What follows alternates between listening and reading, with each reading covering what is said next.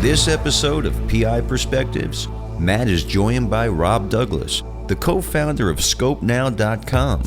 Rob checks in with Matt at the 2019 Osmosis Conference in Orlando, Florida, to discuss Skopenow version 3.0. Skopenow.com is an analytical search engine that uses social media and web data to create individual and business profiles for investigators to perform research. This episode is brought to you by folks at Skopenow.com and Satellite Investigations in New York City. Please visit their websites to learn more. You can find links in our episode description. Now here's your host, private investigator Matt Spare, with his guest, Rob Douglas. And welcome to another episode of PI Perspectives. We are here in beautiful Orlando, Florida at the Osmosis 2019 conference. And I am fortunate enough to sit down with a dear old friend of mine, Rob Douglas from Skopenow. Rob, thanks for being here. You're welcome. Thanks for having me. Good. So I know what Skopenow is. I've been using you guys for a long time. Why don't we tell our listeners a little bit about what Skopenow is and what you guys are doing? Sure. So I like to call us an analytical search engine that uses social media and open web data to look at an individual's online presence to see if they're conducting fraud or if they're a threat from like an outside or external perspective. Now, you guys have been around since 2016. You're a startup guy. That's kind of your thing. Guy from Long Island that has gone out and done a couple of ventures and done a few things. So tell me how you got to Skopenow and how you came up with the name Skopenow. Yeah, so if I'm just giving you the whole spiel about my background, I've been starting companies since I was freshman in college, and all of them kind of actually have something to do with Skopenow a little bit. The first company I started was called Usabu, and the idea was that it was a tabless browser. So you know how like you have 5 projects going on at once, you have 10 tabs open. The concept was basically you could utilize all those pages on a single page. So you didn't have to open up multiple pages. The issues we ran into there were the ability to capture the data really quickly at scale. The cost of being able to process that data was too significant to keep the business running. Right. So did that during college, worked on some other projects. After I graduated, I started a company called Inertia, which did product development. We did a little bit of customer projects. So like someone would come to us and say, please build this app. And we would build it, did that for 2 years or so. Wasn't keen on really the customer service side of things or customer or client management on that side, and wanted to really get into the consumer market or consumer like product market. So I started a company called Peak.com, which was a news aggregator that pulled information from all over the web and scored it based on the social media metrics surrounding a specific topic. So I was thinking like, okay, well, if someone starts talking about how asparagus is the most popular vegetable, well, we wanted to figure out, were there other news articles talking about this? Is this very popular? How popular is? And what is the most popular content?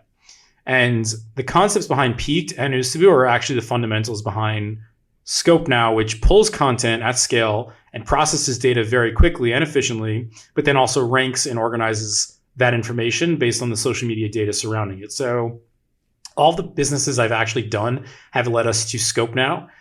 The actual name Skopenow comes from one of our like initial, I'll call it like a, not necessarily a co-founder, but someone like, I guess you can call it co-founder, had the idea to do scopes for insurance fraud investigations. And we just kind of said, let's scope that person, let's scope this person. And we thought to ourselves, well, so we can call it like a periscope. Yeah, like a periscope or like a telescope. Okay. And of course we wanted to buy Skop.com, but there's a huge mouthwash company that never heard of them. big mouthwash company that has that domain. So I wasn't going to waste their time trying to win that battle. So we were like, okay, let's do Skopenow. And that the spelling of SCOPE now is for the telescope company. So we decided to drop the C, add a K, and here we are at Skopenow. Do you ever get any cease and desist letters from those guys? No, it's pretty different. It's also like most people don't really, people see the word and they don't think it's Skopenow. They think it's like one word for like a, it sounds like a nether like or like a Dutch, like a Scandinavian name, which I love because I'm a huge like Scandinavian fanboy. It's like a pickled herring dish somewhere. Exactly. I always think it's like a Dutch shoe manufacturing company or something like that. Well, you had me at asparagus, so I'm all in on this. That's great. So one of the things that I love about your site is just the functionality of it, just how it looks so good. Everything is just easy to navigate around. And I love the ability to remove. Remove is a great tool. Get rid of that white noise, get it out. It's almost like your product casts a net and you're able just to go through and remove all the white noise and the things that don't need to be in there. And the other thing that I love about the company, and I've known you for a couple of years now, is you definitely care about making your product the best that it could be and improving on it constantly. Just the conversations you and I have had, what works, what doesn't work, how can we make it better? I feel like you really listen to your customers and you try and deliver. And I'm super excited for this next version that's coming out next month. Folks here that are at Osmosis got a little sneak peek of 3.0. Why don't you tell me a little bit about 3.0 and what's the new thing that's coming out here? Yeah, so we got a lot of different features that are coming into the product. So just to back up a little bit onto the filtering and nets that you're talking about in relation to the product. So the idea was that we wanted to gather data but help you refine it so you can get to where you're going. I'd rather have too much than too little. But in the new version or 3.0, or the reason why I wanted to backtrack there is because a lot of what we're doing in 3.0 is it's like the difference of picking up a bead with your fingers versus a tweezer.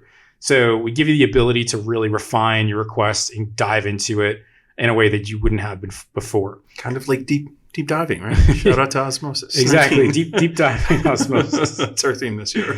But yeah, the tools that are built into the product in regards to refining are definitely a step above before. But as far as features go, I think one of the coolest components is the ability to now run a OSINT search on a business. So it's pulling all this data on a business from all over the web, but it also links it to its owner. So you're getting a business report and an owner report all in one. It's amazing. Makes your lives a lot easier for multiple purposes. And the use cases there could be vendor due diligence. It could be loan applications. There's a lot of information. Well, not only that, you have corporations that are no longer around, and you need to find the executives of those corporations to serve process or do whatever. They don't give you that on Department of State. It's wherever they register their DOS process, which is usually the attorney's office or something like that. So being able to connect those dots. I saw a run through yesterday on it. I was really, really impressed with creating that profile and linking the profile, both business and personal. I think it's an awesome tool. Yeah, it's really beneficial to most investigators or all investigators that are using it. And then if we're talking about like some other features, one of the coolest ones is just so it's not just the business to person, it's the person to person search. Mm-hmm. So I can compare two people. Yeah. And people will ask like, well, how's that different than just adding a relative? Well, the idea here is that you don't know if these two people are connected and you're trying to draw parallels between their digital records. And that's what we do really effectively. It's layering and mapping all the potential ways that these two people have interacted with one another. Yeah, and what I saw yesterday, which I was so impressed with, is when you do get that situation where there's the layering, maybe they both liked the same post, or maybe they were tagged by a third party, they were both tagged, is it tells you like the date and the source of where it came from is amazing. And you can click on the link and you get that actual post and you see what is out there. And that's like a game changer, really, really great. And I know that's something that you were talking on. You had thoughts on designing something like this, for a while, and you're bringing it to market, and that's just amazing.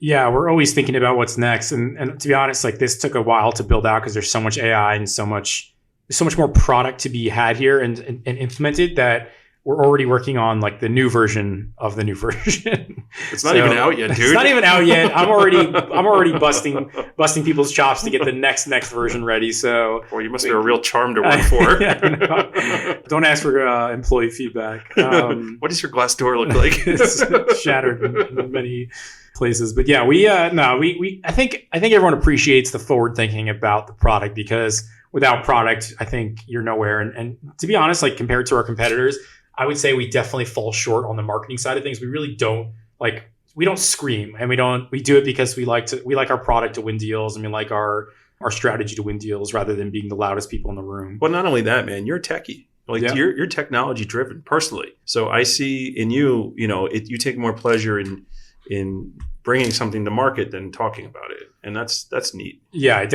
I'm a builder at heart, whether it's putting together some IKEA furniture or Legos or cooking or whatever it is. I really just enjoy seeing the cause and effect of things. So why do we keep going back to Scandinavia? I don't know. Exactly, right? I told you I love it there. Shout out to the meatballs. Delicious meatballs. Very good. Tell me a little bit about the heat map. So the heat map's really great for multiple reasons. The main one is that it takes consumer database information. So something that you'd find from TLO or Accurant, like your known addresses. So something you filed for like a credit card or something like that. Takes all the locations that are found online, ranging from post geolocations, event geolocations, where the person went to college, where their jobs were. So let's say in my case, I went to Vanderbilt, which is in Nashville. I work in New York City. Those two data points would be merged onto what we call a heat map. What it does on this map is it takes the frequency and duration into consideration when plotting these data points. So if you find the map and you're looking at it really, obviously everyone can't see the map here, but if you're looking at it topically and you see one location that has a huge circle compared to another, it means that this person's posting there more frequently. Right. And if you see that it's a hotter or let's say a darker red, that means that they're more recently been there. Right. So the idea is you basically can track and see where they've been in relation to, not necessarily where they've been, but just like a historical of their entire digital location history. Yeah, the guy doing the showing us everything yesterday, he completely sold your vacation out. So it's like, oh, look here, Rob is in Italy. You know? I know, right? Yeah. So that's another thing too. So the way it calculates vacation, it's actually pretty cool. So it'll count the frequency of posts at a specific location. Generally speaking, the more frequent a post occurs in a location that's different than the known locations, we deem it vacation. Right. And then we'll sandwich it in there. So like even if it's 2 or 3 posts, you'll have like New York in January, you have New York in February, but in mid-January, there's a few posts in, let's call it Bratislavia for the adventurous, adventurous type. We can deem that that's a vacation or say that's possible vacation. We'll also look at the images. So we have an image analytics product that can take photos and determine whether or not someone's traveling. Now, that sounds like an obscure topic, but when you factor into the equation where the person's known to be, so they're in New York or they're in, let's call it, California, but there's photos of like snowy peaks or something like that. Obviously, there are snowy peaks in both of those states, but just giving you an example here that we're taking objects, locations, backgrounds into consideration when we're deeming that this person is traveling. A lot goes into it. Right. And you also have a keyword function in that too, right? Yeah. So we call it a keyword just to be a little bit, because it gets confusing otherwise, but it's not really a keyword. It's actually like almost like a concept. Like a theme, right? Yeah. It's like, what do you want to find about this person, or what concept are you looking for? Some of the most common ones we see are something like physical activity, threat, and travel, or some of them are accident or injuries. And what we're doing is we are looking at the words surrounding the content, but we are also looking at photos, and we're looking at like context clues. So in other words, if someone says, I'm visiting the Big Apple, we know that means they're traveling or they're doing something related to that. It doesn't have to say, I'm literally traveling to New York City. It's mostly concept driven. Right. And then in contrast, the photos are then interpreted or at least translated when you're putting those keywords as well. And that falls into the object recognition. Right. So if I'm looking for someone who has a photo of a knife or a gun or contraband, right, we group it into specific different categories that are. So are you able to do like, for instance, if somebody was looking for somebody who was very passionate about like the Me Too movement, I know we're a little past that now, but yeah, that just is the first thing that comes to mind. Are you able to do like subject search like that? Or so we try to stay away from specific political like minded topics. Okay. Can you do that on our platform? Yes, you could use it, but we don't advertise it as being used for that. Right. Just because there's like what. So I guess that you can think about it this way. So a lot of the times these companies get into situations or trouble when they violate ACLU rights or regulations, which basically mean like you shouldn't be able to group certain context into a behavior. So let's say someone says Me Too or something like that. And I'm just using that example because you mentioned it. Right. And somehow or some way that's interpreted as protest. Right. That's when there's issues, because technically deeming something a protest is like a violation, or automatically detecting it as a protest is a violation of ACLU. Wow, you guys really think of everything. Well, it's something you have to take in consideration. We don't want to annoy anyone. So Americans love to sue. Exactly. Everyone loves to sue everyone. They're sue happy or trigger happy. So we're not giving a recommendation. We're simply letting you find the data that you're looking for. So in other words, you could search for hashtag Me Too, but we're not going to tell you that this person's likely to say Me Too or something. Right. And again, I'm just using that as an example. Yeah, no, totally. Full disclosure here. We don't feel one way or the other about Me Too. Yeah. So that's cool. Now, do you do like any kind of managed services where you have a team that helps out investigators, or is it just so we have software? A team of analysts. We have 6 analysts that are OSINT experts that basically they have like a few different, we call it the 4 C's, and I forgot all 4 of them. Watch right your now mouth, dude. Watch your mouth. Perfect.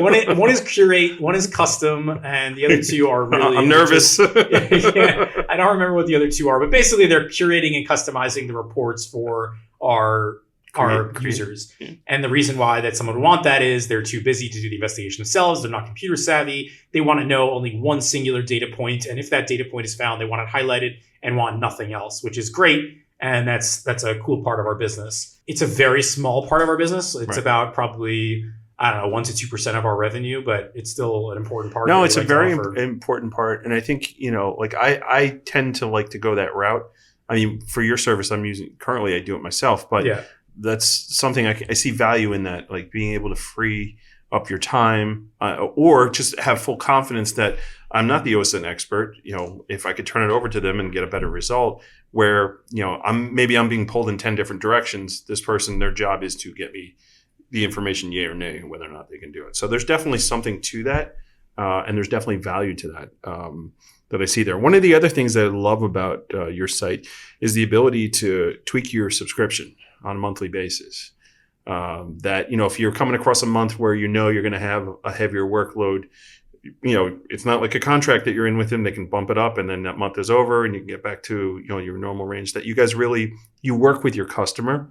And I appreciate that, Yeah, we realize that our product, the success of our product is contingent on the workflow of our customers, meaning that if you have a slow month, then it's like we don't want you to feel like you're obligated to spend a certain amount on our product. So we have month-to-month contracts, we have yearly contracts, we have pay-as-you-go options for single practitioner PIs. So look, we're flexible. We want everyone to be happy, and we realize that there's a need for the product. And at the end of the day, also, like 99% of the users that are using our product are doing good for the world. So it's like, look, we want everyone to have a better day at the end of the day. Are you sure about that? 99?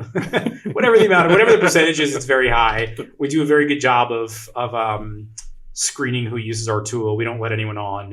You have to be an accredited private investigator, or you have to be an investigator that's registered with like a Fortune 2000 company, or a company that's been referred by one of those customers. Right. Thank God I got in there early. Accredited and all.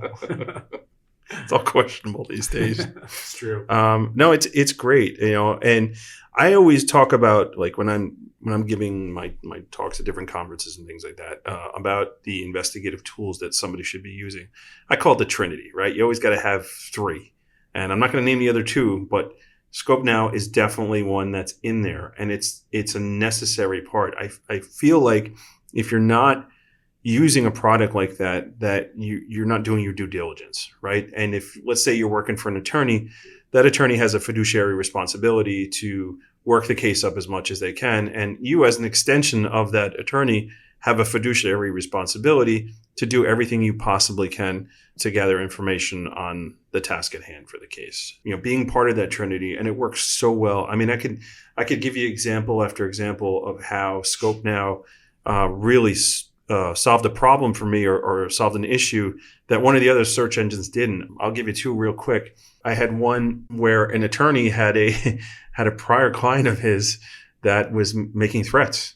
They were unhappy with the way their case worked out, and they were making some real disparaging remarks on social media, and he didn't have any proof over that. He wasn't sure who it was. So he went to the precinct to lodge a complaint, and they said, well, you got to show us proof. We're not going to do an order of protection unless you can prove that it was this person. So I ran through some other search engines and got nothing. And all we had was a guy's telephone number, and I put it through your system. And through his telephone number, we got his Facebook page, we got his profile picture, and it was enough for the guy to bring it to the NYPD, and they issued an order of protection against this particular person. So my client was happy; they felt safer, and Skopenow did more than the other guys did. And this is why you got to use multiple search engines, just because you guys source your data in different ways. You pull things out differently. The other thing that I use you guys for, which is just a fantastic thing because it's so quick. Your guy yesterday when he was talking, Mike, your sales guy, who's fantastic, by the way, he was talking yesterday and he was talking about 2 to 3 minutes of getting your report turned around. And that's true. And I use that when I'm doing jury research. And it's something that's kind of new.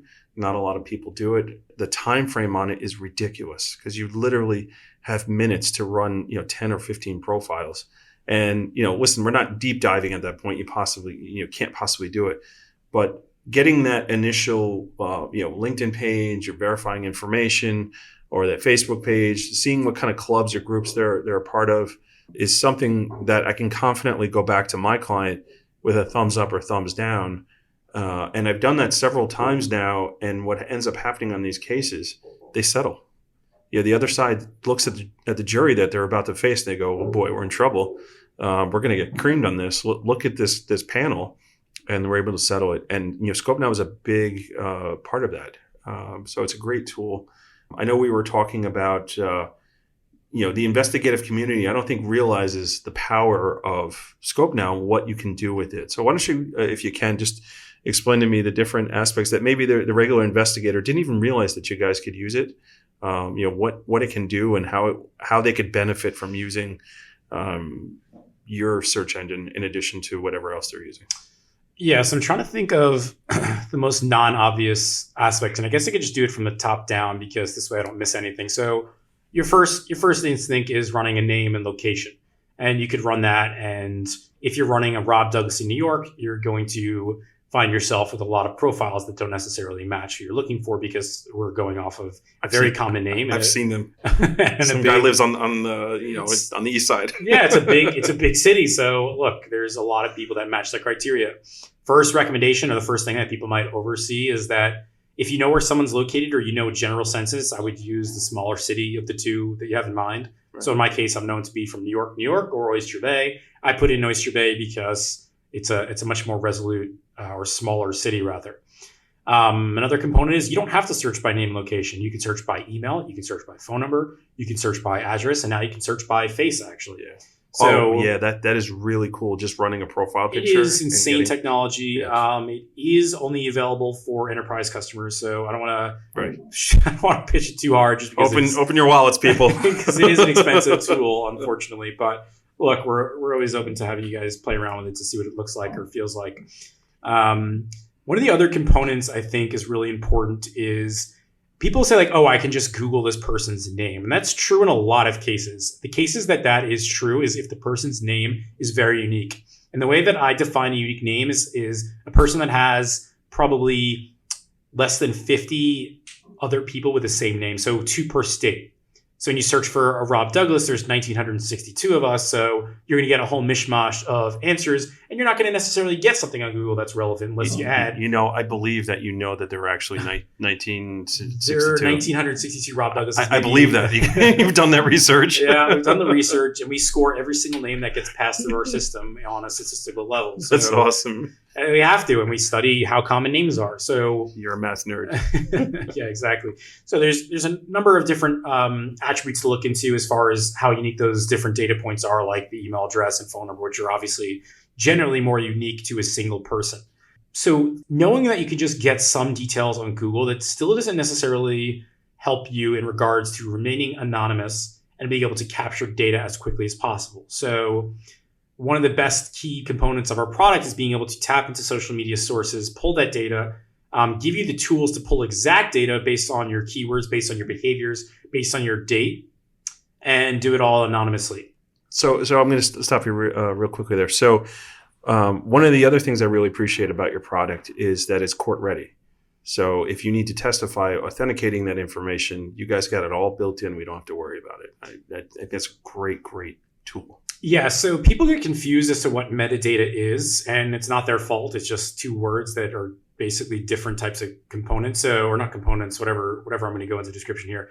One level of metadata is an explanation of certain key data points that are hidden within an image or a post. So like the location, like the it could be like Facebook's image recognition that's built into it. When we talk about metadata, it's the way that we capture the data itself, meaning it's like the browser handshake with the site that we're pulling that data from, which allows it to be court admissible because it can be reproduced and it can be traced back to the origin of how it was collected. This is to avoid, let's say, screenshots that have been tampered. And on the legal community, the word is, I think, spoliation. So it's stopping spoliation. And it's just a really nice way of being able to to be able to archive that information without manipulation. Sorry. Right. Okay. Yeah, and that's a really important tool. Realizing that what you're pulling down, that you're able to use it with confidence in a courtroom, I think is really important. So, what are some other things that you think maybe your average PI wouldn't realize they could do with Scope? So that was another component. So other than being anonymous, the ability to extract data. So a lot of the PIs that are on our product, we sent out an email that said that we had some new extraction and keyword options, and you had to opt in to do it. And no one ever responded. Did. So guilty as charged. I'm sorry. They have a very old version of Skopenow that is, I can't tell you how much more updated. Actually, I think I opted in. You might have opted in. I would say maybe 20% of our PI base, and you have at least, I don't know, 400 PIs on the product. So maybe 500 now. So a lot of PIs, and I would say, listen to my emails when they come through, because it generally means it's going to make your lives a lot easier. I don't know. My Rob Douglas emails, so you could write to spam. Exactly. Let me just think about another part of that. So I would say the keyword piece is huge. The extraction piece is huge. The date-based searching is huge. I think less than 10% of the PIs have the date search turned on. Right. Which is a huge component, because if you know that you only want to care about X, Y, and Z date, then why care about anything before or after? Yeah, totally. I think I saw that yesterday. I thought that was awesome. Yeah, it's a huge component to it. Really cool. It's not that we're not listening. It might be that we sent an email out and no one changed their account. I don't know. I'm not pointing fingers. I'm talking about you guys. Come on, 500. Let's go. Yeah, let's get some upgrades and updates there. The other component is the linking between profiles. I think people overlook this. So a lot of times a PI will say something like, well, how do I know this is the right person? And sometimes it's hard. And on the older version of Skopenow, it's definitely more difficult than it is now. But we link every data point. So if you were to remove a single Facebook page or a single Instagram page, and there's going to be a pop-up, and that pop-up will say, are you sure you want to delete this because it's linked to the following 10 other profiles? Right. If that's the case, there's a good chance that it's the right person, because you have a lot of data that's linked, which means there's a clear-cut reason why that person's there. Some of the other cool components, the reporting functionality is great, but honestly, it's like, compared to what's coming, it doesn't really make sense to even dive into what's missing, because there's so many things being replaced and redone. So let's jump into that real quick, and then we'll wrap things up. Like, what's the future for Skopenow? Where are you taking this company in the next year or two?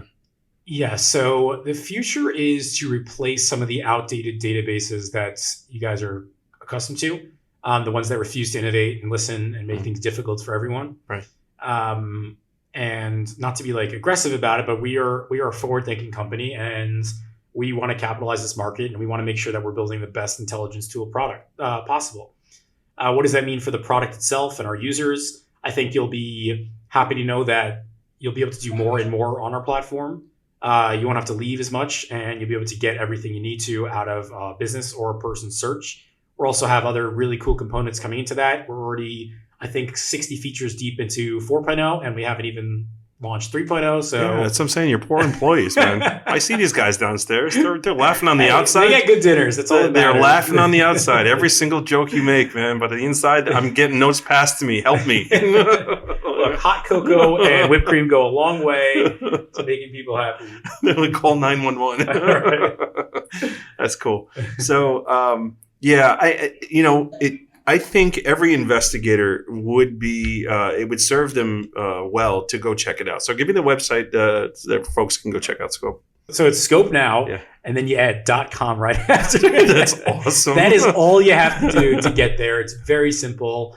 It's pretty easy to sign up. Also, just remember that if I ask a question of, what's your PI license, that your reply of, I work in Massachusetts, doesn't necessarily answer the question. I do need your PI license to be able to prove your account, unfortunately. Yeah, you got to. And that's because of a handful of reasons. But look, we love working with you guys. You're the reason why we are where we are. So we're happy to keep you around, obviously, and make the tools as good as possible for you. Yeah, I mean, listen, the Trinity, folks, you got to add this to your toolbox. It's I've hit lots of home runs using this product, and I'm one of your biggest fans. We chat all the time, and I love that you make yourself available to do that. And you really have this passion of making your product a better product.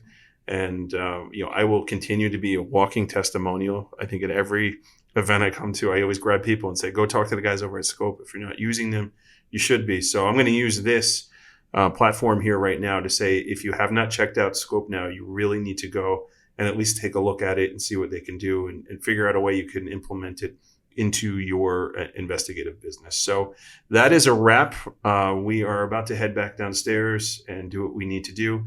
I know you're a busy guy. His phone's been going off the whole time we've been here. Thank you for putting it on silent. And thanks, man. I really appreciate it. No problem. Really enjoyed being here. Thank you so much for having me. For those of you who don't know Matt, he's a great guy. Loves food, so if you have a good recommendation for lunch, definitely send it his way. Mine too. Rob's paying, and feel free to join us next time. All right, man. Thanks, and we'll catch all you guys later. Thanks for tuning in. Take care. Be sure to visit Skopenow.com and check out the all-new features that 3.0 has to offer. This episode has been brought to you by the folks at Skopenow and by Satellite Investigations, New York's leading investigations firm since 2005. Learn more at satellitepi.com. Feel free to share this episode on social media, and please leave us a 5-star rating and review at Apple Podcasts. Next week, we check back in with Mike LaCourte, the chairman of the World Association of Detectives. On behalf of Matt Spare, thanks for downloading this episode of PI Perspectives.